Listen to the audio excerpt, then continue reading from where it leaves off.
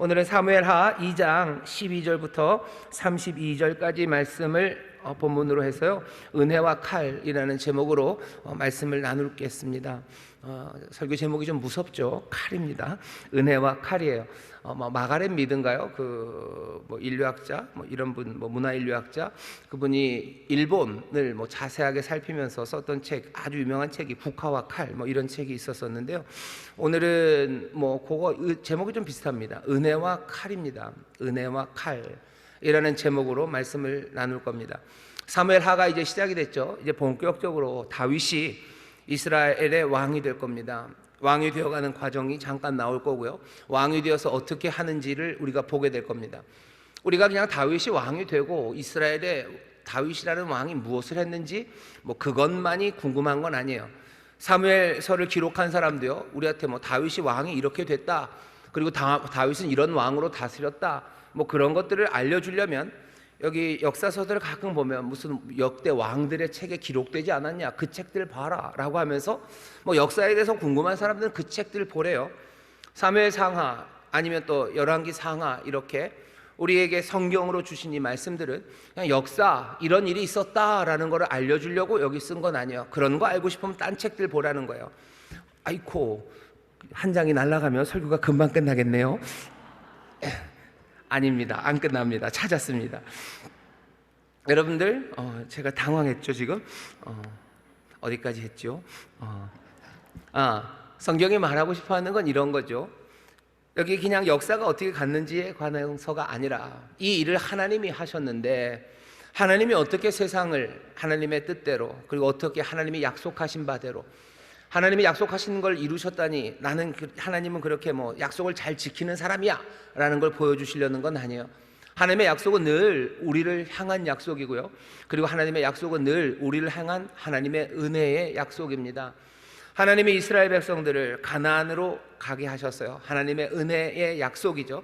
가나안 땅에 가라, 그 젖과 꿀이 흐르는 그 땅에서 너희가 내 말대로 풍성하게 살아라, 거기서 하나님의 의를 따라 살아라. 그렇게 살면 세상 모든 민족이 그것들을 보며 그 하나님의 말씀으로 그 의로 나와서 모든 세상이 다 복을 얻게 될 거라고 하나님이 약속해 주셨습니다. 그 약속은 당연히 이스라엘을 향한 하나님의 은혜예요. 이스라엘 향한 하나님의 은혜뿐만 아니라 결국 모든 세상의 민족들을 향한 하나님의 은혜의 약속입니다. 나라는 그렇게 이루어질 거예요. 하나님의 은혜로 하나님은 이스라엘의 다윗을 통해서 나라를 세우실 거예요. 나라를 세우신 건 하나님의 은혜입니다. 그 은혜의 길로 인도해 가는데, 어떻게 하나님의 은혜가, 그리고 하나님이 그 나라를 세우셔서 하나님의 뜻을 이루는 이야기가 어떻게 이루어져 가는지를 우리에게 보여주려는 거예요. 그러니 이 말씀을 읽는 사람들은요, 우리가 또 똑같이 생각할 수 있어요. 하나님이 우리에게도 은혜의 약속을 주십니다. 왜? 하나님의 은혜가 영원하시기 때문이에요. 어제나 오늘이나 영원토록 동일하셔요. 이전에도 사람들에게 은혜를 베푸셨어요. 지금도, 그리고 앞으로도 은혜를 베푸실 겁니다. 늘 그 은혜는 사람들을 향하여 있어요. 저와 여러분들을 향하여 하나님의 은혜가 있습니다. 하나님의 은혜는 그러니 이스라엘에게 여기서 한 것처럼요, 미래를 만들어 가실 거예요. 우리의 미래, 우리의 앞날은 여러분들 다른 앞날이 아닙니다. 우리의 앞날은 하나님의 나라 천국이에요. 우리는 천국이 앞에 있는 사람이요, 하나님의 나라가 앞에 있는 사람들입니다. 하나님의 나라를 누리는 사람들, 하나님의 나라를 누린다는 건, 하나님의 나라를 누린다는 건 하나님의 통치 아래서, 하나님의 보호하심 아래서, 하나님의 인도하심 아래서, 그리고 하나님의 복주심 아래서 살아간다는 거예요. 정말로 좋은 아버지가 있는 집안의 자녀들 생각해 보시면 돼요. 그 집안은 그 아버지의 나라죠. 이 아버지는 너무너무 좋으셔요. 너무나 위대하셔요. 이 아버지는 힘이 없지 않아요. 이 아버지는 세상의 모든 힘, 그 위에 계신 우리 아버지예요. 그러니 그 집안에 있는 아이들은요, 두려울 게 없습니다. 두려울 게 없어요. 겁날 게 없어요. 하나님 나라, 우리로 그 미래를 주신다는 건 우리가 그 나라에 산다는 거예요. 하나님의 나라예요. 하나님의 나라에서 어디 저 구석방에 있는 그냥 부엌대기로 사는 게 아니라 그 나라에, 그 왕의 뭘로 살아요? 자녀로 살아갑니다. 자녀도 그냥 어디서 주워온 자녀 아니에요. 이젠 그리스도와 함께한 후사가 되는 하나님의 사랑하심을 입은 자녀로 살아갑니다. 그러니 그 나라, 그 천국에서 우리는 두려움이 없어요. 우리의 미래, 우리의 삶, 하나님의 은혜로 약속하신 그곳은요, 두려움이 없는 세상입니다. 두려울 것 없어요. 능력이 많으셔요. 그분은 사랑하셔요. 우리를 살피셔요. 그러니 염려할 것 없습니다. 하나님 우리에게 주신 약속, 하나님 나라의 약속, 천국의 약속을 여러분들 잘 생각하셔요. 그 약속이 이루어집니까? 사무엘상하 역사서를 통해서 우리에게 알려진 하나님의 나라가, 하나님의 약속이, 하나님이 우리에게 주시려 하는 미래가 어떻게 이루어지는지 보라는 거예요. 자, 이루어지지 않느냐? 사람들이 망쳐놨어요. 이스라엘에 망쳤고 사사들을 세웠으나 망쳤어요. 어쩌면 엘리의 가문이 망쳤어요. 홈리와 비느하스가 망쳤어요. 어쩌면 사울도 망쳐놨어요. 하지만 하나님은 이 다윗을 통해서 분명히 그 나라를 이루어 가셔요.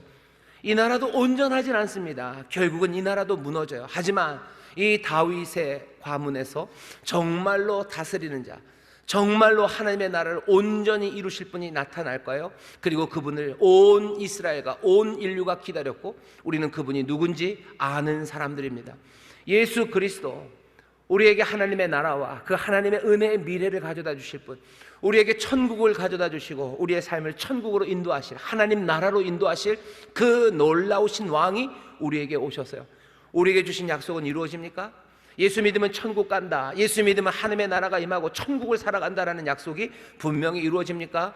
이루어지는 줄 믿습니다. 이루어집니까? 아멘, 아멘. 이 말씀들을 통해서 확인하는 거예요. 예, 이루어집니다. 하나님의 약속이 이루어집니다. 어떻게 이루어지나 그 일들을 보셔요. 오늘 설교에 그래서 처음 시작이 은혜입니다. 하나님이 은혜로 우리에게 주신 약속들이 있어요. 하지만 칼입니다. 좀 무섭죠? 오늘 좀 무서운 이야기 할 겁니다. 여러분들 긴장하셔요. 긴장하셔요. 옆에 있는 의자를 잘 잡으시고 칼, 무서운 이야기들 할 겁니다. 무서운 이야기 하기 전에 하나만 국어 공부를 하고 시작하겠습니다. 여러분 27절을 한번 봐주시죠. 27절에 보면 어떻게 처음 보는, 모르겠습니다. 저는 자주 보지 않은 단어예요. 요압이 가로되 하나님이 사시거니와 네가 흔단의 말을 내지 아니하였다면, 무슨 말인지 아시는 분들도 있으시지만 모르시는 분들이 훨씬 더 많을 겁니다. 흔단의 말이 뭘까? 흔단의 말이라는 건요, 여러분들 뭔가 틈을 만드는 실마리입니다. 흔단이라는 건 사전을 찾아보면 그렇게 되세요. 서로 사이가 벌어져서 틈이 생기게 하는 실마리예요. 뭔가를 이렇게 갈라내게 하는, 뭔가 계기가 되는, 갈라지게 하는 계기가 되는 것, 그게 흔단입니다. 참 흔하지 않죠? 흔단이라는 단어예요. 그러니 27절은 이렇게 이해하시면 됩니다. 요압이 가로되 하나님이 사시거니와 네가 흔단의 말, 뭔가 그런 실마리가 되는, 결정적인 계기가 되는 말을 하지 아니하였더라면 이라는 뜻이에요. 네가 그 말을 하지 않았으면, 이런 뜻으로 이해하시면 됩니다. 흔단이라는 건 그렇게 이해하시면 돼요. 자, 국어 공부는 끝났고 오늘 말씀 보겠습니다. 사울의 집이랑 다윗의 집이 싸우기 시작합니다. 3장 1절에 그렇게 돼 있어요. 사울의 집과 다윗의 집 사이에 전쟁이 오래매. 사울의 집과 다윗의 집의 사이에 전쟁이 시작되는데요, 오늘은 그 시작입니다. 아브넬 그리고 요압이 만납니다. 아브넬과 요압이 만나요. 아브넬은 지난주에 배웠었죠. 사울의 군대 장관입니다. 이스보셋이라고 사울의 아들을 왕으로 폭력적으로 삼아요. 그냥 지가 붙잡고 가가지고 어디 마하나임에서 왕으로 자기가 세워버립니다. 꼭두각시를 세워버려요. 그만큼 힘센 사람이 아브넬입니다.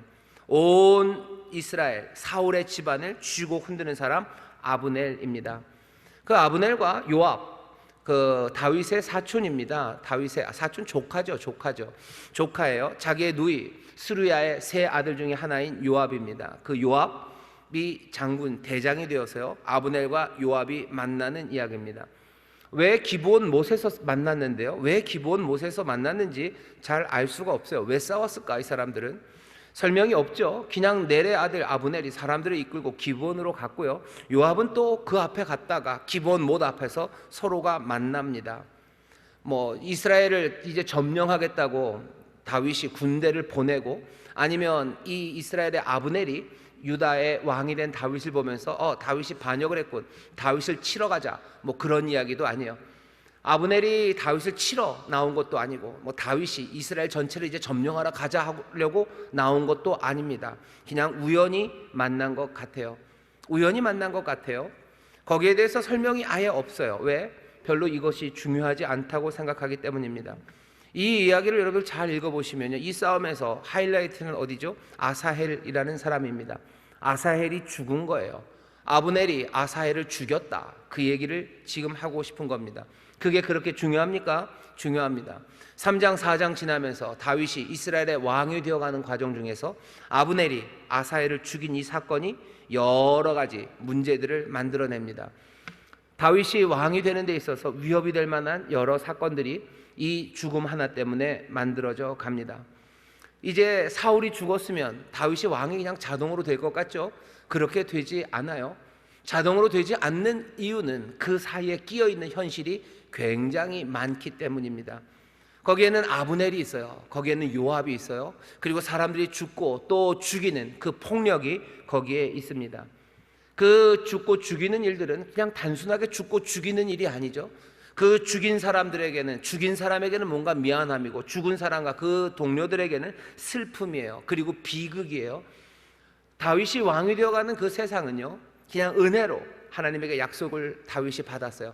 게다가 하나님의 인도하심이죠. 다윗이 죽고 사울이 죽고, 사울의 모든 아들들 중에서도 가장 훌륭하다는 요나단도 죽었어요.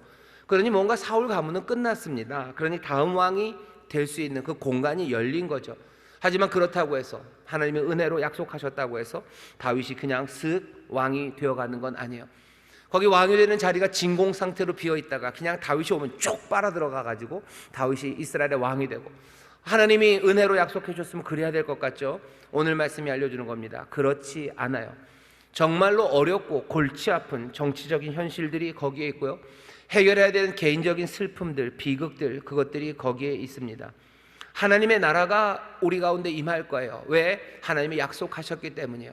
하나님의 나라가 임하고 우리를 그 나라로 인도해 가실 텐데, 오늘 말씀이 우리에게 알려주는 건 그게 그렇게 단순하지 않다는 겁니다. 어렵다는 거예요. 복잡할 거라는 거예요. 그건 미리 알라고 우리에게 얘기해 주는 겁니다. 하나님이 다윗에게 기름 부었고, 유다가 헤브론에서 다윗에게 기름 부었고, 사울도 죽었고, 그럼 그냥 왕 되는 거 아닙니까? 아니요, 그렇지 않아요. 예수님 십자가에서 돌아가셨고, 그래서 우리 인류를 위해서 피 흘려 주셨고, 또 믿는 사람들 하나님의 자녀가 되게 하셨고, 그리고 늘 성령님 우리와 함께 하시니, 내가 예수님 믿고 성령님 영접하면 그때부터 하나님 나라가 그냥 훅 열리는 것 아닙니까? 알려드릴게요. 훅 열리지 않습니다. 그거 여러분도 잘 아시죠? 하나님의 나라 은혜로 주시는 건 분명해요. 우리가 만드는 건 아닙니다. 하지만 그 은혜의 나라, 하나님의 나라가 그렇게 갑자기 열려지지 않아요. 내가 예수님 믿으면 성령님 우리와 함께 하시고, 내가 늘 주님의 인도하심과 복주신 가운데 살아가요. 그러니 내 가정은 어떻게 돼야 됩니까? 빛으로 가득해야 되고, 하나님이 주신 평강이 가득해야 되고, 기도의 응답이 있어야 되고, 늘 서로 화목한 아름다운 하모니가 있어야 되는 것 아닙니까? 하나님의 나라가 내 가정에 임하는 것, 하나님의 은혜의 약속이죠. 예, 맞습니다. 은혜예요. 하지만 여러분들도 아셔요. 내가 예수 믿었다고 해서 갑자기 내 집안이 모든 악한 것들은 다 사라지고 하나님의 은혜만을 간절히 기도하는 진공 상태가 되어서 내가 쓱 들어가는 그 순간, 내 가정에는 갑자기 아름다운 음악 소리가 들리고 빛이 번쩍거리고, 그 문제들은 다 해결되어 있고 그냥 하나님을 향한 찬송과 기쁨만이 철철 넘치는, 하나님이 은혜로 약속하셨던 하나님의 나라 천국이 내 가정에 이루어지나? 아니죠. 여러분들 아십니다.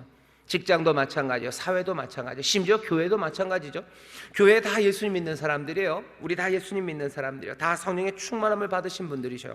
그러면 여기가 천국이어야 되죠. 여기가 하나님의 나라가 되어야 되죠. 왜? 하나님만 믿는 사람, 예수님 믿는 사람이에요. 그러니 하나님의 뜻이 온전히 이루어지는 곳이고, 그러니 성령님 여기서 기뻐하시고 우리에게 늘 복된 하모니로 가득 채워야 되죠. 그런데 정말로 그러냐는 겁니다. 그렇게 단순합니까? 그렇게 쉽고 아주 간단하게 하나님의 나라가 임합니까? 하나님이 우리에게 약속하신 그 은혜가 분명한데 오늘 사무엘 하에 이 말씀이 우리에게 알려주는 거예요. 은혜가 있는데 거기 은혜만이 있는 건 아니에요. 은혜 맞닥뜨리셔야 돼요. 은혜 붙잡고 씨름하셔야 돼요. 은혜를 사모하며 은혜가 인도하는 길로 가고, 은혜가 내 삶을 채우기 위해서 씨름하며 그 은혜 안에서, 그리스도 안에서 살려는 씨름이 거기에 있는 거죠. 하지만 설교의 제목 두 번째입니다. 은혜와 칼이에요. 그 가운데 칼이라는 게 있어요. 칼, 피 흘림이죠, 폭력이죠, 그리고 악함이죠. 그것들이 여전히 거기에 있습니다. 사무엘하 오늘 말씀이 그래요. 다윗이라는 얼마나 위대한 사람입니까? 얼마나 하나님이 사랑합니까? 이 사랑하는 사람에게 하나님이 그 나라를 주시겠다고 너 왕이 되어라라고 약속을 해주셨으면 이 사랑하는 사람 그냥 가야 되는 거 아닙니까? 아니요, 그냥 가지 않습니다. 해결해야 되는 골치 아픈 문제들이 있습니다. 아주 골치 아픈 문제들, 어떻게 해서든지 이것들을 뚫고 나가야 되는 문제들이 그 사람 앞에 있어요. 다윗만 그런 거 아니죠. 우리가 아는 하나님의 아들 예수 그리스도 이 땅에 오셨어요. 이 땅에 오신 그 예수 그리스도는 이 땅에 하나님의 나라를 가져다 주러 오셨어요. 하나님의 아들 예수 그리스도, 그리스도가 오셨다는 건 하나님의 나라가 임한다는 거죠. 그러니 예수님이 이 땅에 오셔서 처음 하셨던 설교가 아주 단순합니다. 회개하라, 천국이 가까웠다. 회개하라, 하나님의 나라가 이제 임한다. 하나님의 나라가 임한다. 그 나라가 임한다고 선포하셨던 분이 그리스도, 그 메시아입니다. 하나님의 나라를 가져다 주실 분이에요. 그 나라의 왕이 되실 분이에요. 그러니 이제 모든 세상은 복되게 될 겁니다. 은혜의 땅이 될 거예요. 그 일을 누가 하셔요? 하나님의 사랑하심을 입은 독생하신 하나님, 독생자 예수, 그분이 그 일을 하실 거예요. 그러면 그 아들이 와서 그 일을 하시면 당연히 그 나라는 그냥 훅 하고 이루어져야 되는 거 아닙니까? 은혜로 와요. 하지만 예수님이 감당하고 그리고 헤쳐나가야 되는 문제들은 무슨 문제들이에요? 칼들이에요. 온갖 이상한 사람들이에요. 온갖 폭력적인 일들이에요. 온갖 거짓이에요. 온갖 루머들이에요. 온갖 아픔들이에요. 그것들을 다 뚫고 나아가는 겁니다. 은혜와 칼이에요. 오늘 좀 무서운 이야기라고 말씀을 드렸죠. 이스라엘을 위한 하나님의 나라, 이스라엘을 위해서 하나님이 가져다 주시는 그 미래가 어떻게 이루어지는지 보십시오. 분명히 은혜로 이루어집니다. 하지만 거기에는 칼이 있습니다. 보시죠. 12절입니다. 아브넬과 요압이 만납니다. 넬의 아들 아브넬 그리고 사울의 아들 이스보셋의 신복들은 마하나임에서 남아서 기브온에 이릅니다. 기브온은 어디냐면은 이스라엘 그 베냐민 땅쯤에 있습니다. 베냐민 지역이에요. 기브온 그러면 여호수아서 9장인가요? 거기 여호수아 앞에 뭐 분장하고 연기하면서 온 사람들이 있었죠. 멀리서 온 사람처럼 뭐 옷은 다 떨어진 옷 입고 뭐 빵은 막 이렇게 곰팡이 난 빵 들고, 우리가 떠날 때는 이 빵이 따끈따끈하고 김이 모락모락 났는데 워낙에 긴 길을 오다 보니 빵이 다 곰팡이가 쓸었네요. 뭐 올 때는 새 신을 신고 왔는데 이 신발이 짝퉁인지 뭔지 오다가 다 닳아버렸네요. 뭐 이러면서 와가지고요, 가나안 땅에 있는 가나안 족속이 아닌 척하면서 이스라엘과 화친을 맺었던 사람들, 그 사람들이 기브온입니다. 여기 이 기브온이 바로 그 땅입니다. 가나안 안에 있어요. 지금은 나눠진 땅 중에서 베냐민 지역 안에 있는 그곳입니다. 여기를 지금 마하나임에서요, 아브넬이 그리로 갑니다. 왜 갔을까? 왜 갑니까? 아마 베냐민 땅을 한번 보러 간 것 같아요. 왜? 길보아에서 사울이 죽고 그 높은 지역, 산지에 있는 많은 지역들을요, 블레셋이 다 점령했었다고 그랬죠. 원래 블레셋은 이쪽 지중해 연안 쪽이 본거지입니다. 그런데 어디까지 온 거예요? 그 산쪽, 산지까지 올라온 거예요. 왜? 사울이 지는 바람에 그랬죠. 그러니 아브넬은 다시 회복할 수 있을지 한번 와봐야 돼요. 다른 데보다도 베냐민의 지역, 그 지역에 와봐야 합니다. 그러니 아마 와본 것 같아요. 그냥 와봤는데 13절입니다. 스루야의 아들 요압과 다윗의 신복들도 나와서 기브온 목가에서 저희를 만나 앉으니 이는 못 이 편이요 저는 못 저 편이라. 요압도 그냥 사람들 데리고 나왔어요. 온 이스라엘을 정복하러 나온 거 아니죠. 그렇다고 해서 자기들의 영토 유다 지역을 한번 순찰하러 온 것도 아니에요. 왜? 이스라엘의 전체 지역은 아브넬이 가져갔고요, 여기는 유다에서만 다윗이 왕입니다. 유다의 왕으로 기름 부음 받았어요. 그러니 지킨다면 유다를 지키면 되는데 지금 요압은 어디까지? 기브온까지 왔습니다. 기브온까지 왔다는 건 자기들의 영역 넘어서예요. 아마도 지금쯤 그 당시에 그곳은 아마 길보아에서 사울이 죽었기 때문에 블레셋의 영역 비슷했을 겁니다. 블레셋의 영역 비슷한 곳을 요압이 한번 가본 거예요. 어쩌면 아직도 블레셋의 영향 아래서 블레셋의 심부름을 했는지도 몰라요. 왜냐하면 아직 이 다윗이 블레셋과 싸우지 않습니다. 나중에 5장이 지나서 다윗이 이스라엘 전체 왕이 됐을 때 그때부터 블레셋과 싸우기 시작해요. 아직은 뭐 시글락에 있었던 그 다윗이죠. 시글락에 있다가 헤브론으로 가서 그냥 헤브론에서 유다의 왕이 되었을 뿐 아직도 블레셋과 다윗의 관계는 애매합니다. 뭐가 됐든지 요압은 기브온 그리로 쓱 올라가 봤고, 또 아브넬은 아브넬대로 쓱 온 거예요. 그러니 뭐 둘이 야 우리 한번 전쟁하자 하고 만난 것도 아니고, 다윗이 이스라엘 전체를 정복하려는 전쟁으로 나간 것도 아니고, 또 아브넬도 다윗을 치겠다고 지금 치러 나온 것도 아닙니다. 그냥 어쩌다 만났어요. 어쩌다 거기서 만난 겁니다. 명확하진 않아요. 근데 어쩌다 만났을 게 분명합니다. 그러니 아브넬이 요압에게 말해요. 청컨대 소년들로 일어나서 우리 앞에서 장난하게 하자. 좀 굉장히 좀 무서운 말이죠. 이게 장난이 아닙니다. 12명 나와가지고요 서로 싸우는 거예요. 여기서 장난하다라는 말이 사하크인데요, 여러분들 뭐 군대 아니면 전쟁 영화 같은데 보면 백병전이라고 하죠. 뭐 육박전 그래가지고 뭐 포 쏘고 이렇게 하는 거 아니에요. 그냥 몸으로 붙어서 싸우는 싸움, 그런 것들을 여기서 장난하다라고 표현된 사하크입니다. 대표 선수 나오라는 거죠. 그냥 우리 뭐하러 다 싸우냐, 어쩌다 만났는데 그냥 가기는 뭐하고 누가 이겼는지는 좀 정해야 되는 거 아니냐. 그래서 12명씩 나와서 싸워서 한 편이 이기면 뭐 조용히 다른 편은 가자. 우리 여기 뭐 뭐 어마어마하게 싸우러 온 거 아니잖아요. 그러니 그냥 그렇게 하자. 그냥 가기는 좀 그렇고. 그러니 12명이 나옵니다. 젊은 군인 12명이 양쪽에서 나오는 거예요. 12명이 나와서 싸우는데 장난하자고 했는데 이게 장난이 아니죠. 그렇게 싸우게 되겠습니까? 15절입니다. 저희가 일어나 그 수요대로 나아가니 베냐민과 사울의 아들 이스보셋의 편에 12이요 다윗의 신복주령에 12이라. 각기 적수의 머리를 잡고 칼로 적수의 옆구리를 찌르매 일제히 쓰러진지라. 굉장히 싸움은 간단해요. 그냥 머리를 잡고 싸웁니다. 서로 머리를 잡고 싸워요. 그리고 한 손은 머리를 잡아서 한 손이 남죠. 한 손에는 단검을 쥐었을 겁니다. 단검으로 서로 옆구리를 찔러요. 무시무시하죠. 그래도 그냥 전면전으로 몽땅 다 붙는 것보다는 그게 더 낫다고 생각한 거예요. 여러분들 뭐 영화 같은 데나 아니면 옛날 기록들을 보면 전쟁에서 전체가 다 붙기 전에요 아예 한 사람 대표가 나와서 싸울 때가 많습니다. 뭐 삼국지를 봐도 그렇죠. 뭐 관우 나와라, 뭐 여포 나와라. 그래서 한 번씩 붙고 그 다음에 또 다시 붙기도 하고. 우리가 더 자세하게 가까이 아는 건 다윗과 골리앗입니다. 다윗과 골리앗 생각나시나요? 그때도 골리앗이 나와서 외치는 거예요. 뭐하러 다 싸우냐? 하나 나와라. 내가 우리 블레셋의 대표 선수니까 너네들도 이스라엘도 하나 나와라. 우리 둘이 싸워서 그냥 지면 진 편이 종이 되도록 하자. 조건을 걸고 전쟁에 나옵니다. 근데 일이 그렇게 되나요? 다윗이 이겼죠. 이겼다고 해서 블레셋이 그럼 우리가 종이 될게 그러나요? 아니죠. 이스라엘도 마찬가지요. 다윗이 이겼으니까 블레셋 약속한 대로 니네는 우리 종이 되라. 그러지 않죠. 그냥 맞부터 그때부터 싸우기 시작하는 겁니다. 여기도 그렇게 되어버렸어요. 그렇게 되어버렸습니다.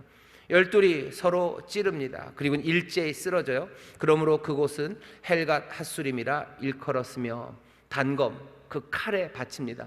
단검에 바치요. 12명 다 죽었는지 아니면 큰 부상을 당했는지는 모르겠어요. 하지만 12명 24이 그냥 쓰러져 버립니다. 쓰러지고 그리고서는 그 다음에 바로 싸움이 붙어요. 그날의 싸움이 심히 맹렬하더니 아브넬과 이스라엘 사람들이 다윗의 신복들 앞에서 패하니라. 도망가기 시작했어요. 졌어요. 싸움이 결국은 된 거죠. 싸움이 붙습니다. 아브넬은 처음 시작서부터 별로 싸우고 싶지 않아요. 12씩 해서 어떻게 해보자. 근데 일이 그렇게 되나요? 그렇게 안 됩니다. 싸움이 붙어버려요. 그리고 그 싸움 가운데 이런 일이 생겼습니다. 오늘 얘기해주고 싶은 이야기죠. 그곳에 스루야의 세 아들 요압과 아비새와 아사헬이 있었는데 아사헬의 발은 들노루같이 빠르더라. 여기 스루야의 아들이 있대요. 스루야는 다윗의 누이입니다. 다윗의 누이가 둘이 있어요. 하나는 스루야, 하나는 아비가일입니다. 역대상에 보면 그 얘기가 있죠. 두 누이가 있어요. 두 누이의 중에서 스루야의 세 아들이 있는데 이 세 아들이 굉장히 유명합니다. 이 아들 우리가 한번 봤었죠. 옛날에 봤었습니다. 누구 생각나시나요? 아비새 기억나시나요? 사무엘상 26장에서 사울이 잠자고 있을 때 여기 다윗이 물어요. 누가 나랑 좀 가보겠니? 라고 묻습니다. 그때 나섰던 사람이 스루야의 아들, 이 아비새입니다. 용맹하게 다윗과 함께 사울의 장막으로 들어가던 사람이 아비새요. 사울이 잠자고 있는 거 보자마자 그냥 내가 찍어서 죽이면 된다고, 저창으로 찍으면 그냥 한 번에 땅까지 꽂아버릴 수 있으니까 그렇게 하자고 그렇게 했던 사람이 아비새입니다. 아비새는 한번 봤어요. 요압 우리 점점 이제 보게 될 겁니다. 오늘 처음 이 이름을 만나지만 시간이 갈수록 다윗의 군대 장관이에요. 요압은 칼을 쓰는데 두려움이 없어요. 칼을 쓰는데 머뭇거림이 없는 사람이에요. 그런 사람이 요압입니다. 그리고 오늘 막내 아들인 것 같은데요. 아사헬이 오늘 주인공입니다. 용맹한 아비새예요. 과격하죠. 요압도 그래요. 아사엘도 만만치 않습니다. 그러니 수르야의 세 아들, 다윗의 조카 셋은요, 장난이 아닌 사람들입니다. 장난이 아닌 사람들, 이 셋, 이 격렬한 이 셋, 이 세 사람 중에 하나, 막내인 아사엘은 특별한 재능이 있어요. 발이 빠릅니다. 달리기가 엄청 빨라요. 그러니 쫓아가기 시작합니다. 19절입니다. 아사엘이 아브넬을 쫓아 달려가되 좌우로 치우치지 않고 아브넬의 뒤를 쫓으니, 아사엘은 아브넬만 쫓아가요. 자기가 제일 잘하는 게 달리기죠. 도망가는 아브넬 충분히 잡을 수 있어요. 왜? 아사엘은 누구에게도 달리기를 아마 져본 적이 없을 겁니다. 어마어마하게 뛰나 봐요. 그냥 막 달려가죠. 막 달려갑니다. 아브넬만 쫓아가요. 아브넬이 뒤를 돌아보며 가로되 아사엘아 너냐? 대답하되 내로라. 아브넬이 저에게 이르되 너는 좌편으로나 우편으로나 치우쳐서 소년 하나를 잡아 그 군복을 빼앗으라 하되, 아사엘이 치우치기를 원치 않고 그 뒤를 쫓으매, 아브넬이 얘기하는 거야. 나 쫓아오지 말아라. 나 쫓아오지 말고 그냥 옆에 있는 다른 이스라엘 군인이 있지 않냐? 너 걔네들이랑 싸워서 걔네들 이겨서 너 거기서 전공을 세우라는 거죠. 군복도 뺏어가고 내가 이 전쟁에서 나도 기여한 바가 있다고, 그냥 그렇게 하는 게 좋겠다라고 달리면서 아브넬이 얘기를 합니다. 아브넬은 왜 그런 이야기를 해요? 아사엘에게 죽을까봐는 아닙니다. 아사엘은 달리기는 빨라요. 하지만 아브넬은 사울의 군대 장관입니다. 훨씬 더 원숙하고요, 그리고 능숙한 용사일 겁니다. 달리기만 빠르다고 해서 잘 싸우는 것은 아니에요. 메시가 달리기가 제일 빠른 축구 선수는 아니죠. 그래도 뭐 메시랑 다른 선수의 차이가 나는 것처럼 도마에서 칼질을 그죠, 무채를 빨리 썬다고 해가지고 요리를 잘하는 건 아닙니다. 아사엘은 달리기가 빨라요. 하지만 싸움은 아브넬이 훨씬 더 잘할 겁니다. 아브넬은 알아요. 아사엘이 자기를 잡아봐야, 쫓아와 봐야 아사엘이 죽을 거예요. 하지만 아사엘은 그거 생각 안 하는 사람입니다. 자기는 달리기가 빨라요. 그러니 쫓아가 잡을 수 있고, 어쩌면 내가 아브넬을 이길지도 모른다는 어쩌면 만용이죠. 그 만용이 아사엘을 계속해서 달려가게 합니다. 아브넬이 다시 말합니다. 아사엘에게 이르되 22절입니다. 너는 나 쫓기를 그치라. 내가 너를 쳐서 땅에 엎드리게 할 까닭이 무엇이냐? 그렇게 하면 내가 어떻게 내 형 요압을 대면하겠느냐 하되, 아까도 말씀드린 이 전쟁이, 이 싸움이 뭔가를 걸어놓고 지금 싸우는 것도 아니에요. 무슨 이스라엘을 정복하겠다고 다윗이 나온 것도 아니고, 다윗을 깨뜨리겠다고 지금 아브넬이 나온 것도 아니에요. 그냥 어쩌다 기브온 목가에서 만났어요. 만났는데 그냥 가기는 뭐예요? 왜? 군대 장관들이 만났어요. 장군들이 만났어요. 그러니 그냥 한번 12씩 해서 그냥 한번 하고, 아직껏 이번에 지면 가겠다, 뭐 이기면 그냥 너네들 해라, 그렇게 하자고 시작한 일이 지금 이렇게 커져버립니다. 이 사람들은 뭐예요? 이 사람들은 싸우고 싶어하는 사람들이에요. 이 사람들은 어떻게 걷잡을 수 없는 그리로 막 넘어갑니다. 그나마 아브넬은 뭔가 조금 피하고 싶어해요. 하지만 이 스루야의 아들들, 그리고 이 아사엘, 이 젊은 혈기는요, 이것을 그냥 지나치지 못하게 합니다. 아브넬이 그렇게 말려요. 그런데 아사엘은 말리는 일에 신경 쓰지 않습니다. 내가 치우치기를 싫어하며 저가 치우치기를 싫어하며 그냥 계속 또 쫓아가는 거예요. 더 이상 어떻게 할 수가 없어요. 아브넬도 주유소 습격 사건이라고 영화 있죠. 그래서 유호성이라는 배우가 했던 말이 있습니다. 나는 뭐 한 놈만 팬데요. 아사엘이 지금 그렇게 하는 거예요. 유호성은 뭐 나무 막대기라도 크고 힘이라도 세니까 그게 되지만, 아브넬 앞에 아사엘이 싸울 수가 없습니다. 싸운 모습을 보면 아주 그냥 너무 간단해요. 뭐 태권도식으로 말하면 뒤차기 한 방에 그냥 끝난 거예요. 23절입니다. 저가 치우치기를 싫어하며 아브넬이 창 뒤끝으로 그 배를 찌르니 창이 그 등을 뚫고 나간지라. 곧 그곳에 엎드려져 죽음에 아사엘의 엎드려져 죽은 곳에 이르는 자마다 머물러 섰더라. 아사엘이 그냥 한 방에 창 한 번에 그냥 죽습니다. 거기 쓰러져요. 달려오는 사람들마다 다 아사엘 죽은 곳에 이르러 머물러 섭니다. 왜 그래요? 놀라는 거죠. 아사엘이 죽다니. 아사엘 그 스루야의 세 아들 중에 하나예요. 요압 그리고 아비새의 형제예요. 뭐 지지 않을 것 같은 천하무적의 아사엘, 누구보다도 빨랐던 아사엘, 들로로 같이 뛰어다녔던 그 아사엘이 그냥 여기 조용히 죽어 있는 거예요. 그러니 사람들은 놀라 거기에 섭니다. 24절입니다. 요압과 아비새가 아브넬의 뒤를 쫓습니다. 그래야죠. 이제는 일이 좀 달라졌어요. 이제는 내 동생이 죽은 거예요. 기브온 못가에서 그냥 어쩌다 만났다가 12명이 그냥 싸우다가 싸움이 커졌다가 이제는 뭐예요? 아사헬 내 동생이 죽은 거예요. 그러니 이젠 요압과 아비새가 죽기 살기로 따릅니다. 죽기 살기로 아브넬을 쫓아갑니다. 하지만 아사헬 같이 빠르지는 않은 것 같아요. 밤에 해가 질 때까지도 아브넬을 잡지는 못합니다.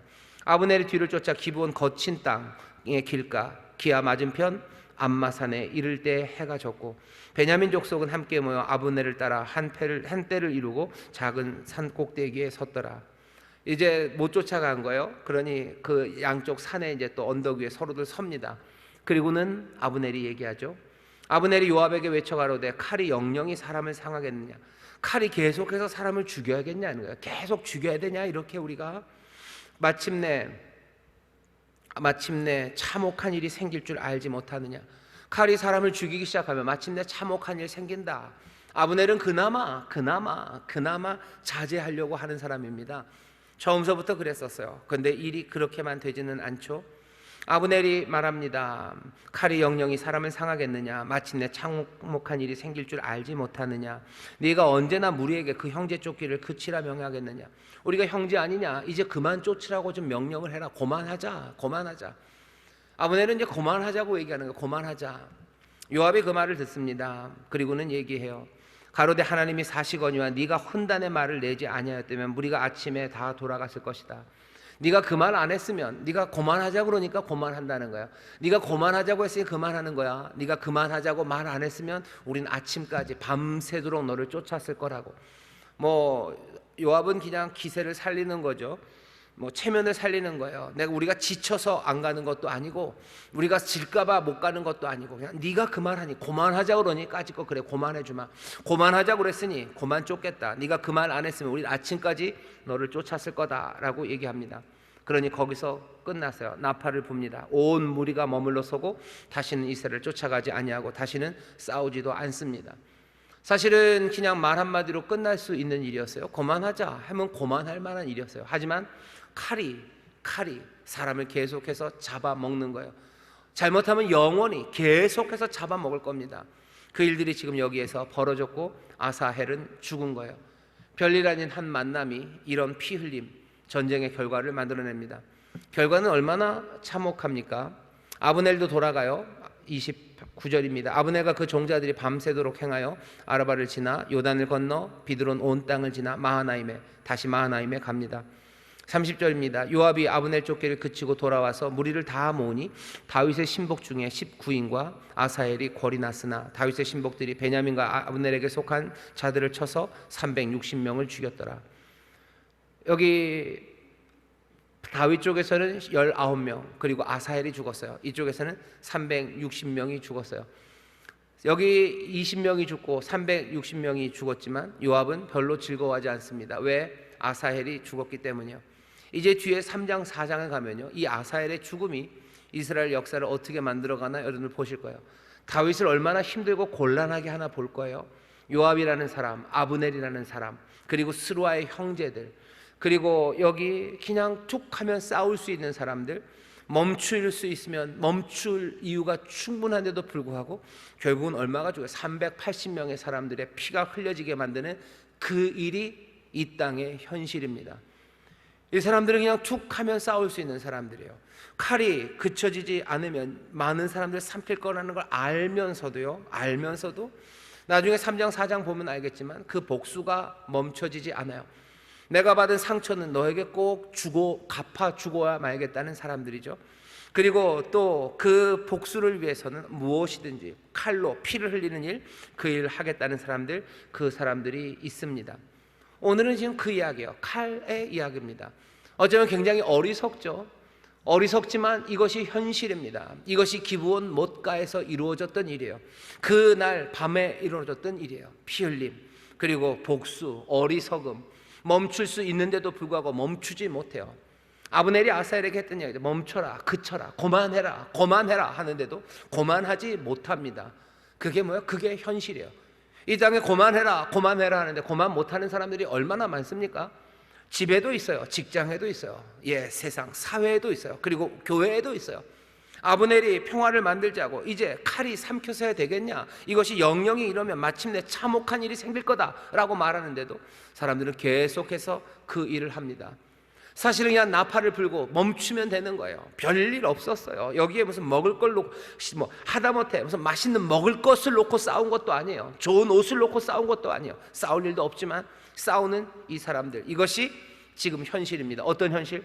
다윗이 그 나라를 세워야 되는 그 현실이에요.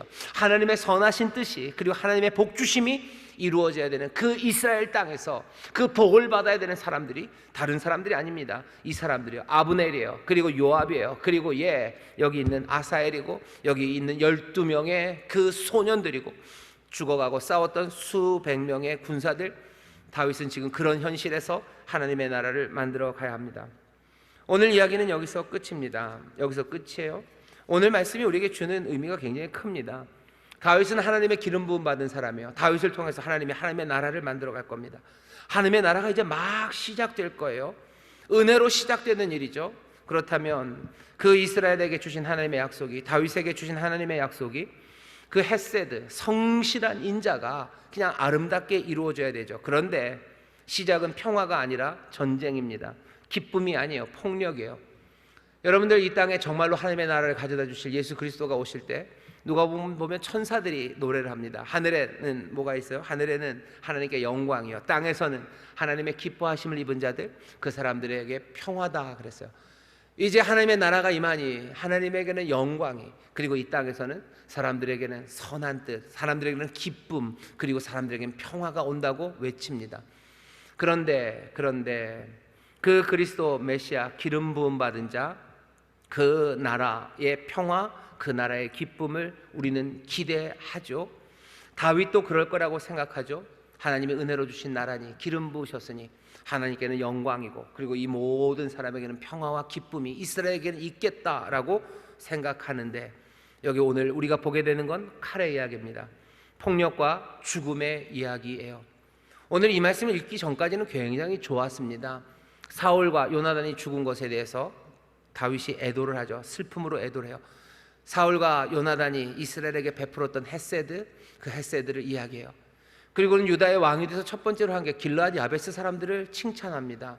길르앗 야베스가 사울과 사울의 가문에게 가져다 보여준 그 헤세드예요. 성실한 사랑과 인자, 그것들을 축복하고 칭찬해요. 다윗이 왕이 되면서요, 헤세드가 가득합니다. 은혜예요. 서로를 향한 충심의 마음이에요. 진실됨이에요. 그렇게 시작되었으니 그 다음은 뭐예요? 이 헤세드가 그냥 가득해지기를, 은혜가 가득해지기를, 은혜가 가득한 가운데 성실한 사랑과 충성 가운데 아름다운 하모니, 그리고 기쁨이 펼쳐질 것 같은데 그냥 단박에 막아서는 겁니다. 참혹한 일이 그냥 시작되는 거예요. 하나님의 나라가 우리 가운데 임할 때, 하나님의 나라가 선포되고 그냥 하나님의 나라가 붕 하고 우리 가운데 이루어졌으면 좋겠다고 우리는 원합니다. 그렇게 원하죠.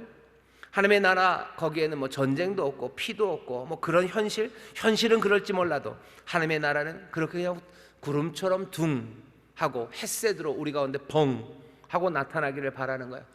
그냥 뭐예요? 그 호리병에서 나온 요정이 그냥 벙 하면 세상이 탕 바뀌는 것처럼 그렇게 하나님의 나라가.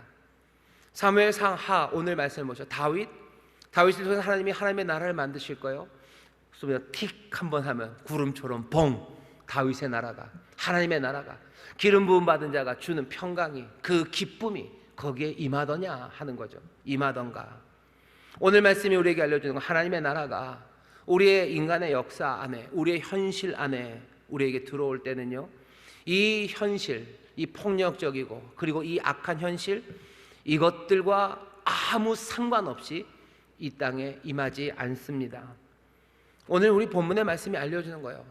헤세드 얘기했지만, 은혜 얘기했지만, 하나님의 약속 얘기했지만, 그 약속의 나라가 그렇게 쉽게 단박에 우리 가운데 주어지지 않습니다.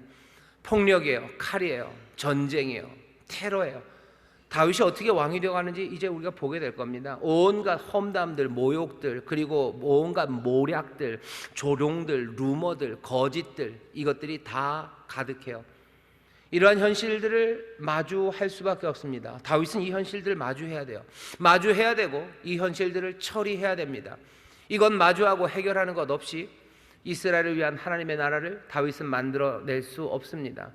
이런 것들을 마주하고 해결하는 것 없이 하나님의 계획, 하나님의 목적, 하나님의 뜻은 앞으로 나아갈 수 없습니다.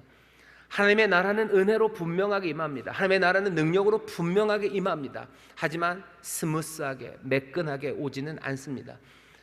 회개하라, 하나님의 나라, 천국이 가까웠다. 회개해야 돼요. 돌아서야 돼요. 하나님의 나라가 가까워야 돼요. 나가서 영접하는 그 일이, 그래서 그 나라를 누리기 시작하는 것은요, 스무스하게 매끈하게 오지 않습니다. 그게 오늘 본문이 알려주는 거예요. 하나님이 얼마나 더 다윗에게 그 약속을 확실하게 줍니까? 사무엘이라는 그 걸출한 선지자 제사장이 와서 기름 부음으로 왕이라는 걸 확실하게 하셨어요. 기름 부음 받은 자예요. 하나님이 다윗이 하는 여러 가지 일에 함께 하시고 다윗을 지켜주신 거 우리가 분명히 봅니다. 다윗을 통해서 하나님의 나라를 그 이스라엘 땅에 하나님이 세우실 것 우리는 알아요. 이미 알아요. 뒤에서 봤기 때문에 압니다. 어떻게 세워졌는지. 그러니 보라는 거죠. 우리는 이미 알아요. 하나님의 나라가 어떻게 세워졌냐고요. 하나님의 약속이 다윗을 통해서 그 땅에 어떻게 실현됐나 보시라는 거죠. 보셔요. 그 나라는 스무스하고 매끈하게 이루어지지 않습니다. 다윗은 누구를 처리해야 돼요? 다윗은 아브넬을 처리해야 됩니다. 다윗은 누구를? 요압을 처리해야 돼요. 아브넬이라는 어째요? 전쟁 잘하고 싸움도 잘할 뿐만 아니라 오늘 본문을 보니 이 양반 만만치 않아요. 요압은 그냥 요압과 아비새 그리고 아사엘 그 스루의 형제들은 좀 난폭하고 어쩌면 경솔하고 그냥 열받아서 뛰어다니는 사람들이지만 아브넬은 아닙니다. 어쩌면 맞닥뜨려 싸웠을 때 요압 아브넬한테 안 될지도 모릅니다. 아사엘 사람들이 멈춰 설 만큼 오 아사엘이 죽었네 싶은 그 다윗의 용사도요 그냥 창 한번 창 뒤끝으로 그냥 찔러 죽일 수 있는 사람이 아브넬이에요. 이 강력한 힘을 가진 아브넬, 게다가 전쟁을 할 때 그리고 피할 때를 아는 아브넬이에요. 게다가 이 아브넬은 이스보셋을 왕으로 세울 만큼 정치적인 욕심이 강력한 사람입니다. 이 아브넬만큼 어쩌면 전체 이스라엘 안에서 다윗에게 대적할 만한 사람이 있을까 싶은 거예요. 싸움도 잘하죠. 지략이 있죠. 그리고 정치적인 욕망도 있는 사람이죠. 이런 사람 무서운 사람입니다. 다윗은 왜 아브넬을 맞닥뜨려야 되는 거예요. 이 아브넬을 처리하지 않고는 왕이 될 수 없습니다. 아브넬이 갑자기 사라집니까? 하나님의 은혜로 헷세드를 베푸셔서 다윗을 기름 부으셨을 때 딱 기름 부으시니까 아브넬같이 그 대적이 될 수 있는 사람은 그냥 조용히 먼지처럼 사라져가나요? 먼지처럼 사라져갑니까? 아니에요. 이 아브넬을 다루어야 돼요. 아브넬을 마주해야 됩니다. 다윗은. 요압도 마찬가지예요. 요압, 아사엘이라는 자기의 동생이 죽어서 더 상처받은 야수처럼 날뛸 이 요압을 다루어야만 합니다. 여기 사람들을 보셔요. 이 내전입니다. 형제들이라고 하면서 머리끄댕이 잡고서 칼로 찔러대는 이 사람들이에요. 유다고 베냐민입니다. 한 지파 가운데서도요 그냥 나와서 싸운다고 하면서 육박전 하자고 와가지고 칼을 어떻게 다들 숨겼나 봐요. 칼 다들 숨겨갖고 와가지고 머리채 잡고 싸우다가 다 칼로 찌릅니다. 어느 편 한 편이라도 칼이 없었다고 그러면 소망이 좀 있을 거예요. 하지만 양쪽이 다 싸워요.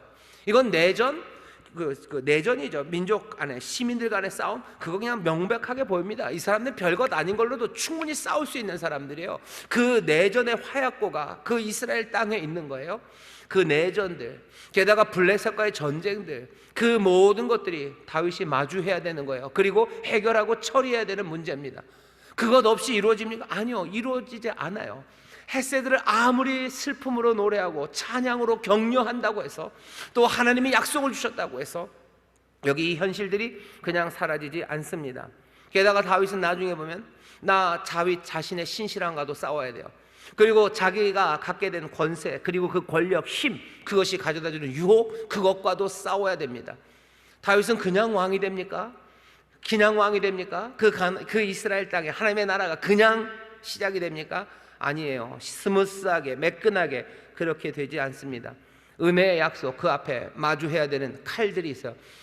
은혜와도 씨름해야 됩니다. 하지만 그 칼과도 씨름해야 합니다. 다윗의 이야기만은 절대 아니죠. 우리의 이야기입니다. 신약으로 넘어오면 성탄의 노래로 복음서로 시작이 돼요. 성탄의 노래죠. 하늘엔 영광이요 땅에는 기뻐하심을 입은 자, 그 사람들에게 평화요. 그러니 이제 평화가 시작되고 하나님의 선한 뜻만 우리에게 펼쳐질 것처럼 이야기되지만 우리 복음서는 거기서 이야기를 멈추지 않아요. 그 찬송과 그 영광의 노래, 그리고 그 바로 다음의 이야기들은 여러분들이 아시는 것처럼 온갖 죽음의 이야기입니다. 헤롯이 아이들을 죽여요. 헤롯이 칼로 아이들을 죽입니다. 아이들을 죽여요. 헤롯의 그 왕궁으로 또 어디로 가요? 빌라도의 그 심판정으로 갑니다. 채찍질이 있는 곳이에요. 그리고는 결국 골고다 그곳으로 인도해 가요. 하늘에는 영광이고 땅에서는 기뻐하심을 입은 자들에게 평화래며, 평화래며, 하나님의 나라가 임했다며요. 하나님의 나라가 임합니다. 하지만 뭐요? 거기 마주하고 해결하고 처리해야 되는 것들, 그 이야기들이 쭉 나오기 시작하는 거죠. 이 땅의 평화를 노래하는 거, 그거 나쁘지 않아요. 좋습니다. 하나님의 나라가 임합니다. 하나님의 은혜를 말하고 하나님의 평강을 말하고 그리고 그 소망으로 말하는 거, 그거 좋아요. 소망의 노래를 부르셔요. 그리고 소망의 노래들을 들으셔요. 하지만 오늘 여기 이 본문이 있는 것처럼 여러분들이 들어야 되는 다른 이야기 하나는요, 이 칼들의 이야기입니다. 여러분들 칼들의 이야기를 들으셔야 돼요. 그리고 이 칼들의 이야기를 말해야 됩니다. 헤롯을 이야기하죠. 빌라도를 이야기하죠. 골고다를 이야기하죠. 이 땅에 하나님께서 복 주실 약속의 말씀들을 하셔요. 내 가정에 하나님이 복을 주시고 내 가정에 하나님이 평화를 주시고 내 가정에 하나님이 소망을 주신다는 그 복되고 아름다운 노래들, 그 노래들을 부르셔요. 하지만 동시에 내 가정의 칼들, 내 가정의 문제들, 그 이야기들을 들으십시오. 대한민국 이 땅에 하나님의 나라가 임하고 하나님의 선하신 일이 이루어질 소망, 그 소망을 노래하시고 여러분들 기도하셔요. 하지만 동시에 여기서 벌어지는 말도 안 되는 내전들, 말도 안 되는 사람들, 그 사람들이 다루어지고 그리고 또 맞닥뜨려야 함을 잊으면 안 돼요. 그 이야기들 해야 합니다. 그 이야기들 하셔요. 러시아 우크라이나의 전쟁에 관한 이야기들 하셔요.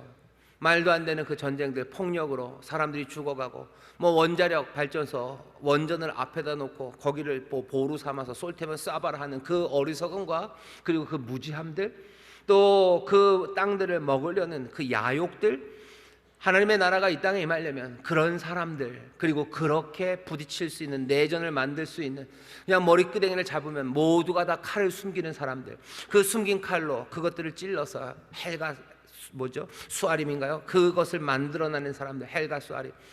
땅은 뭐예요? 칼의 땅을 만드는 사람들. 그게 하나님의 나라가 임해야 되는 거예요. 헬가 핫수림, 거기에 하나님의 나라가 임해야 되는 거죠. 그 칼에 하나님의 은혜가 임할 겁니다. 은혜가 임할 때 그 칼들은 다 사라집니까? 그냥 사라지지 않아요.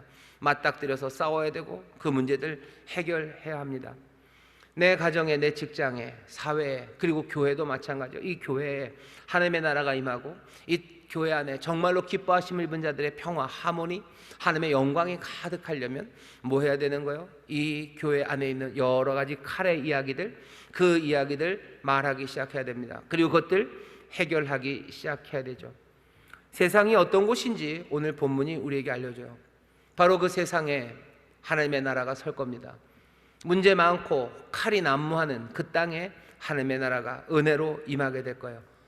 유다의 왕이 되어서 다윗이 첫 번째로 한 일은 길르앗 야베스의 헤세드, 그 헤세드를 찬송하는 일이었어요. 왕이 되어서 첫 번째 한 일입니다. 헤세드, 은혜를 찬송해요. 그리고 그 다음 바로 이야기는 이제 아브넬과 요압, 그리고 그 군대들, 그런 사람들의 폭력, 그리고 그 폭력이 이끌어가는 그 현실, 그 현실을 처리해야만 합니다. 그게 다윗이 해야 되는 일이에요. 하나님의 나라를 꿈꾸는 사람들, 하나님의 약속, 그 약속 안에 성실하게 우리에게 주어지는 그 헤세드, 은혜, 그 사랑, 그 사랑을 여러분들 찬송하시고, 여러분 그 귀하신 은혜를 여러분들 노래하셔요.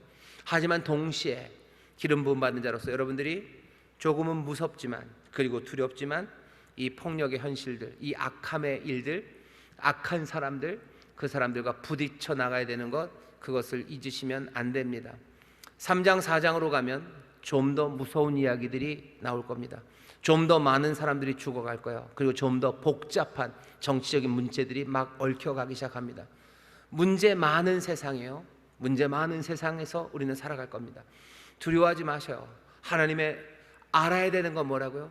이런 현실이 있다는 걸 아셔야 돼요. 여기서 씨름하고 그리고 여기에서 문제를 해결할 전략들, 그것들을 만들어내야 됩니다. 다윗은 이런 현실들을 피할 수 없어요. 마주할 수밖에 없습니다. 그럼에도 나라를 세울 길을 찾아가야만 합니다. 여러분들 하나님의 나라가 임합니다. 하지만 그게 그냥 스무스하게는 아니에요. 그 어렵고 힘든 현실 가운데요, 그 나라를 만들어갈 그 길을 여러분 찾아내셔야 돼요. 어떻게 찾습니까? 우리에게 도움이세요. 성령님이 우리에게 지혜를 주셔요. 성령님이 우리에게 용기를 주셔요.